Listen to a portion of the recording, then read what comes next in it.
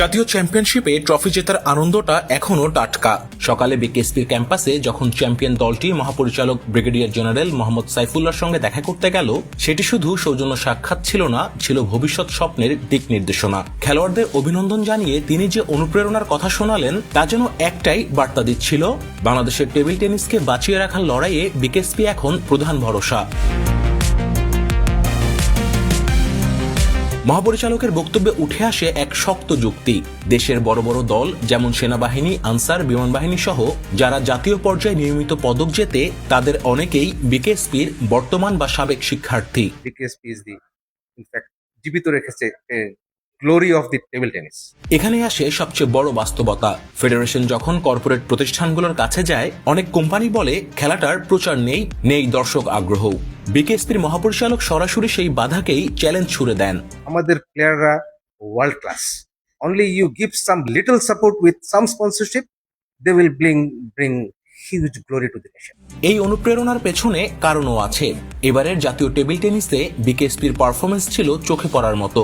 টুর্নামেন্টে 21টি গোল্ড সহ মোট 33টি পদক জিতে বছর শুরু করেছে দুর্দান্ত এক জয় দিয়ে, যা দলকে করেছে আরো আত্মবিশ্বাসী, আরো ক্ষুধার্ত।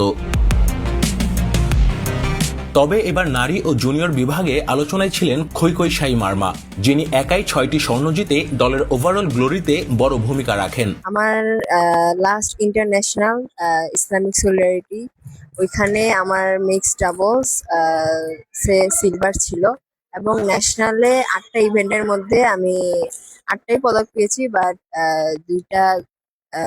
6টা গোল্ড, একটা সিলভার এবং একটা ব্রোঞ্জ ছিল। আমাদের বিকেএসপি পদক হচ্ছে মোটে 21টা গোল্ড, আর বাকিগুলো সিলভার আর ব্রোঞ্জ। মোট 31টা পদক আছে আমাদের, 33টা পদক।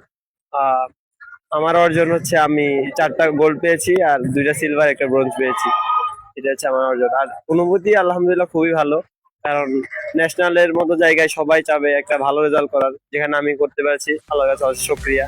মাঠের ফলাফল যতই বড় হোক, বিকেএসপির টেবিল টেনিস কোচের চোখে লক্ষ্য আরো বড়। প্রত্যাশা মতো ফল না এলেও এশিয়ান গেমস কিংবা অলিম্পিক্সকে সামনে রেখে ধাপে ধাপে এগুতে চায় এই টিটি কোচ। বর্তমানে সরকার আর্চারি ও ফুটবলের পাশাপাশি টেবিল টেনিসকেও গুরুত্ব দিচ্ছে এবং হাই পারফরমেন্স টিম প্রস্তুত করা হচ্ছে। আমাদের খেলাটাকে কিন্তু অনেক হাইলাইট করা হয়েছে, বিকজ আমরা কিন্তু ইসলামিক সলিডারিটি গেমস 2025-এ আমরা কিন্তু ফাইনাল খেলার যোগ্যতা অর্জন করেছি। এটা বাংলাদেশের ইতিহাসে এটা সর্বশ্রেষ্ঠ রেকর্ড, এবং আমাদের সেই রেজাল্টটা দেখে কিন্তু স্যার আমাদের এই হাই পারফরমেন্স ট্রেনিং এ সংযুক্ত করেছে। দলের ক্যাডেটদের বক্তব্যে যে অনুভূতিটা সবচেয়ে স্পষ্ট, এটা শুধু পদক জেতার আনন্দ নয়, এটা ভবিষ্যতের জন্য এক ধরনের মোমেন্টাম। 21টি স্বর্ণ, মোট 33টি পদক, এই সংখ্যা তাদের চোখে অনুপ্রেরণা, প্রমাণ এবং পরের ধাপের চাপও। বাংলাদেশের টেবিল টেনিস এখনো বিশ্ব টেবিলে বড় নাম নয়, এটা সত্য, কিন্তু বিকেএসপি দেখাচ্ছে কাঠামো, নিয়মিত প্রশিক্ষণ আর ট্যালেন্ট থাকলে অসম্ভব নয়। আর ক্যাডেটদের পদকের আত্মবিশ্বাস, সব মিলিয়ে গল্পটা দাঁড়ায় এক জায়গায়। সাপোর্ট পেলে এই দলই পারে বাংলাদেশের টেবিল টেনিসকে বড় মঞ্চে পরিচিত করতে। BKSP news.